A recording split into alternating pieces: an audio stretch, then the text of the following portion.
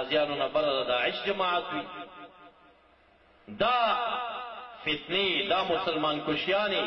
لږ د داعش ویډیو مخې ته راوړه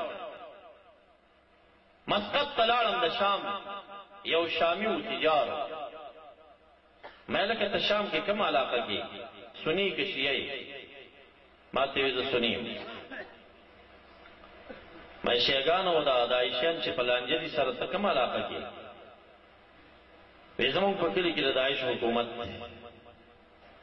موږ به ورځ و شپه دعاګانې کولې چې الله د داعش نظام مونږ ته راولي او ما ته وی چې الله دې د دې نظام نه وساتم ما یې ولې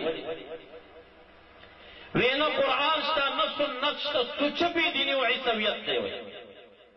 او د امریکایانو فوجیان ډایرکټ ورکې داخل دي او دا کوم چې تاسو په ویډیو باندې ګورئ چې دا شیعه دی او شیعه په نوم حلال کړي داسې نه ده د شام عام خلک اهل سنت والجماعه دي خو اهل سنت ته دوی شیعګان وایي به حلالوي کیدای شي شیعګان به په عراق کې څه جماعت او څه خلک مصنف عبدالرزاق کے حدیث مبارک دی چې آخره زمانه کې به خوارج دومره غالب شي چې د چا نوم حسن وي په شهادت به رسي چې د چا نوم حسین وي په شهادت به رسي د چا نوم چې علي وي په شهادت به رسي په تمام امت مسلمه کې به حسن او حسین او علي نام پرې نه دي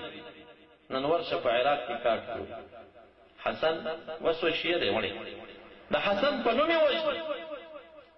ستاسو دی علاقه کې یو شخص شاید ناس وي یا نه ناس ماته حکایت کو هغه چې تشناختی کارت کې حسن علي نوم یې خو د دوبۍ ویزه ورته نه میلاوېده وی ستا دې نوم کې حسن علي و که داسې څه علي پکې راتلو